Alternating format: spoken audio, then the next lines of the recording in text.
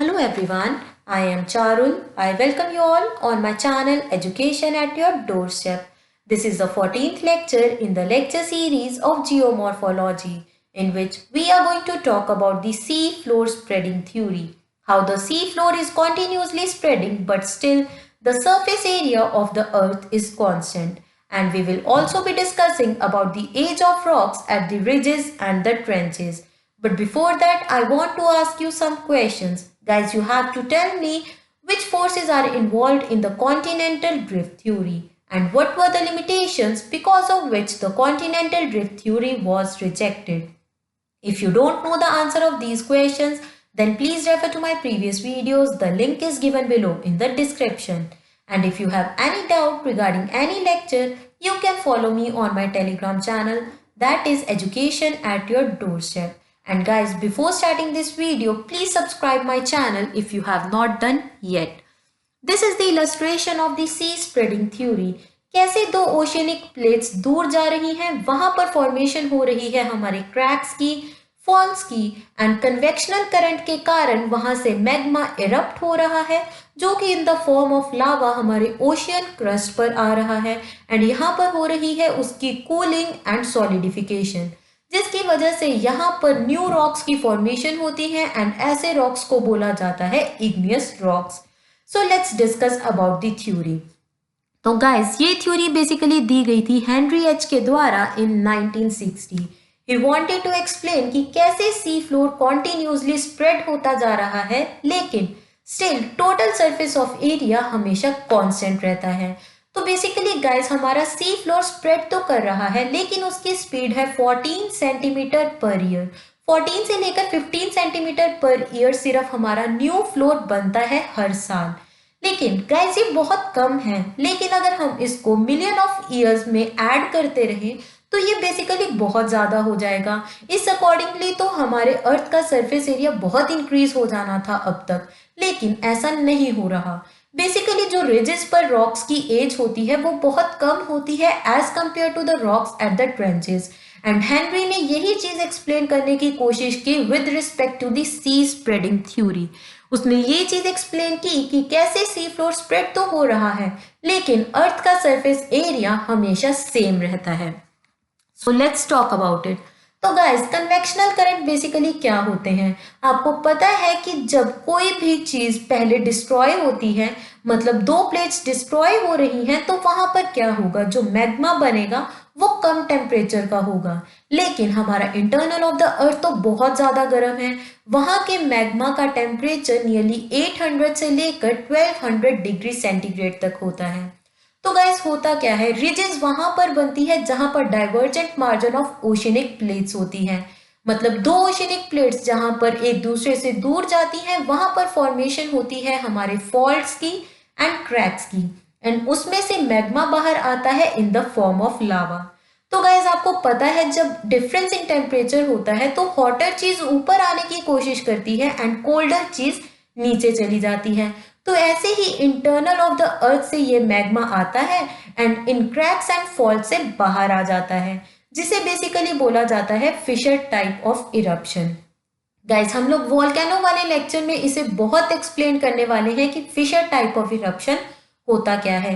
लेकिन यहाँ पर हमें सिर्फ इतना समझना है कि इन फॉल्ट्स एंड क्रैक्स को फिशर्स भी बोला जाता है एंड इनमें से हॉट मैग्मा बाहर आता है जिसे बेसिकली बोला जाता है लावा.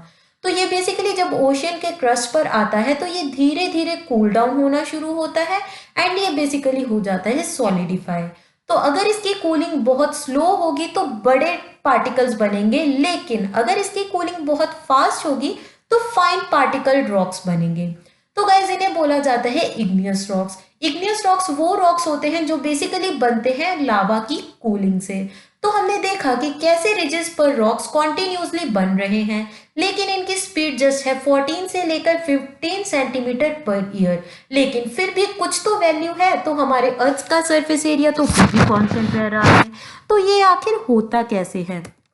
तो गाइस, एक होता है हमारा ट्रेंच, जहां पर बेसिकली हमारी continental crust and oceanic crust की होती है कन्वर्जेंट मार्जिन.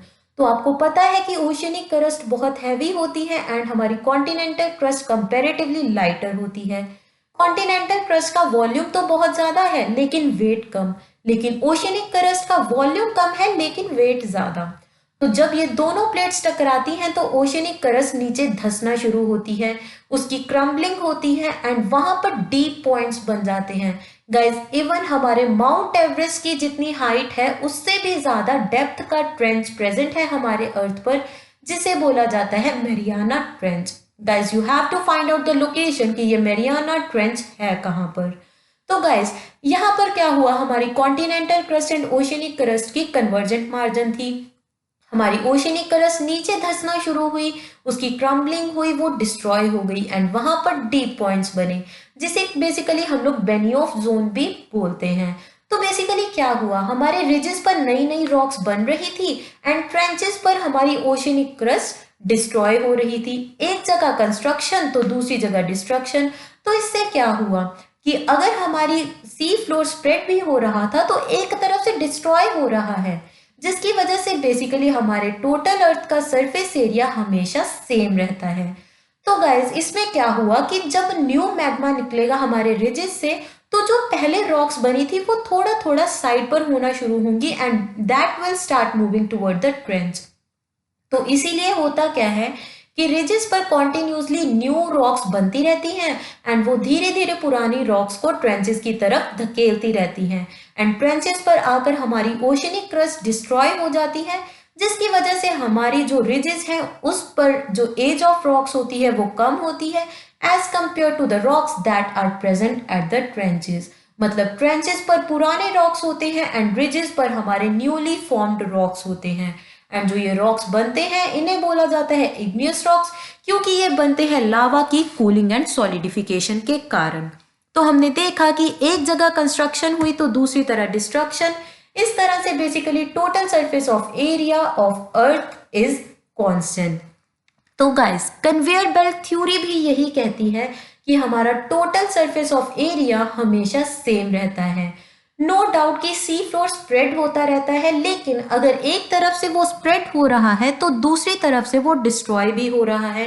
तो इसी चीज को यूज किया हेनरी ने to explain the sea spreading theory. उसको ये तो पता था कि ट्रेंचेस पर जो रॉक्स हैं उनकी एज ज्यादा है age compare to the rocks that are present at the ridges, लेकिन फिर उसने इस कन्वेयर बेल्ट थ्योरी को यूज किया जिसके अकॉर्डिंगली टोटल सरफेस एरिया हमारी अर्थ का कांस्टेंट रहता है। उसको यूज करके उसने बताया कि रिजेस पर हमारी न्यू ओशियनिक क्रस्ट बनती है तो ट्रेंचेस पर वो डिस्ट्रॉय होती है। एंड इस लेक्चर में हमने देखा कि बेसिकली हमारे माउंट एवरेस्ट की हाइट तो सिर्फ 8848 मीटर्स है, लेकिन मैरियाना ट्रेंच की डेप्थ है 11,022 मीटर्स। तो गाइस, आपको पता चला, हमने बेनियोफ जोन के बारे में पढ़ा, रिजेस के बारे में पढ़ा एंड ट्रेंचेस के बारे में पढ़ा एंड एट लास्ट हमने पढ़ा कन्वेयर बेल्ट के थ्योरी के बारे में, जिसके अकॉर्डिंगली क्या था कि total surface area of earth always remains constant. So guys, if you enjoyed my video then do like, share and subscribe. Thank you.